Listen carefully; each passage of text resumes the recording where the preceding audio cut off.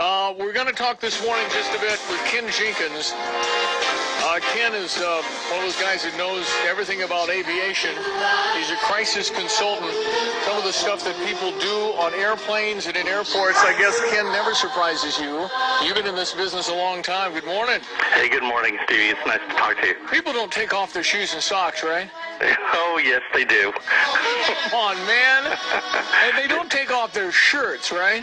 Well, I wouldn't be surprised if that hadn't happened in the past, but thankfully we don't see that too much. Okay, all right, but air rage, mental air rage, is that a real thing, or is that somebody just losing patience? Well, it is a real thing, and it is also somebody just losing patience. Expedia did a study that came out at the very end of December that talks about the things that really kind of bring people over the edge on an aircraft and when they fly. And there were 6 things, and the number one was the rear seat kicker. People who kick the seat, in front of you. Yeah. So if you're the one sitting in the front, certainly not pleasant. It's usually a child. Sometimes it's an adult. If you have kids, you kind of have radar up, who the friendlies are and who aren't. Just walking into a restaurant, on an airplane, wherever you are, you can kind of see, on left, seat C, watch out for that one. Yeah, exactly. Or if they're coming down the aisle, you think, oh, please, not my road. Don't stop at my road. I know. And I think we all have, or at least a lot of us have a lot more patience when it comes to the children, particularly a crying baby. The baby, has problems with their ears on takeoff and landings, and children get bored sitting on a flight. But the thing that didn't make the list, and I'm real surprised on, because we've heard a lot about this in the news the last few weeks, are people who recline their seats.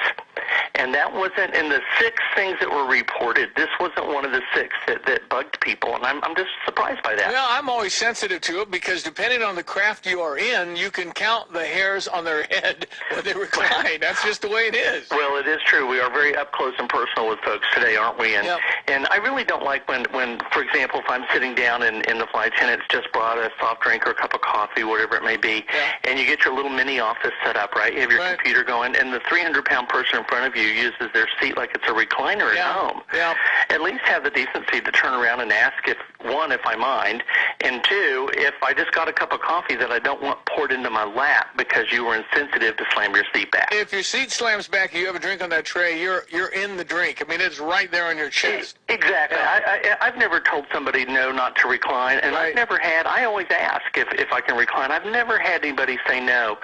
But, today it's almost, the airlines are kind of adding and exacerbating the situation by 4 planes, of course, which is good for them. They're making some money, not providing as many benefits, and then there's, pesky baggage fees, and everybody wants to bring everything on board. Yeah. So it's this fight for space and whatnot that kind of creates this emotional anxiety on top of that feeling of losing control. I'm not the one flying the plane, and people don't like to give that sense of control up. It's aviation crisis consultant Ken Jenkins. What authority do flight attendants have, Ken?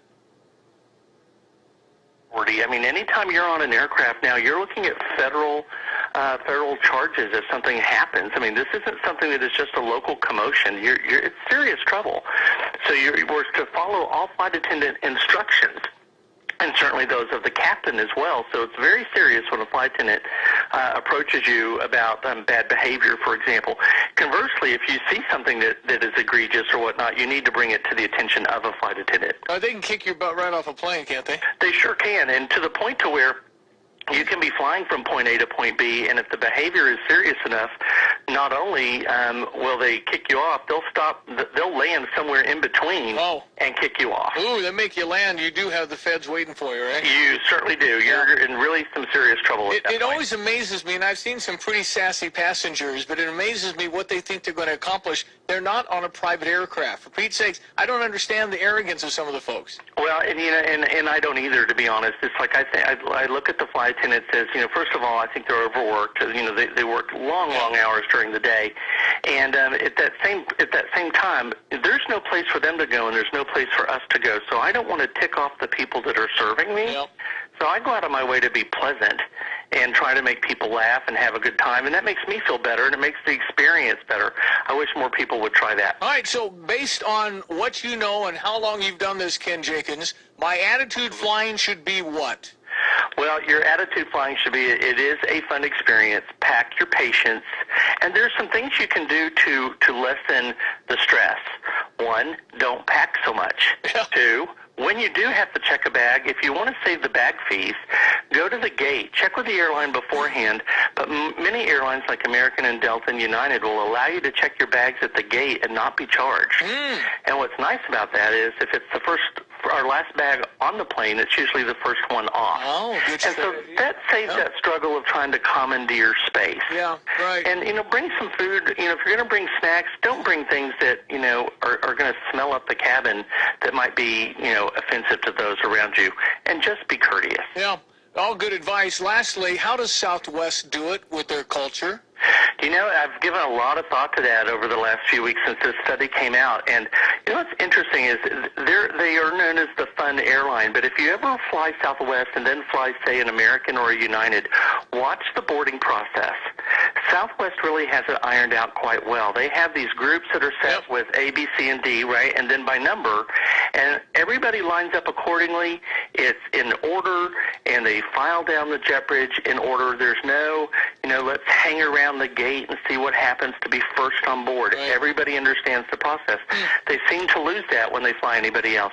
And they just have so much casualness to them on the plane, too. I just appreciate what they do. They do. They do a very good job. They're also very good about not taking passengers that are not behaving well as well. I mean, I live in Dallas-Fort Worth, where they are one of the largest carriers here, and they're in the news sometimes for some things that passengers do on board, but it's not very often.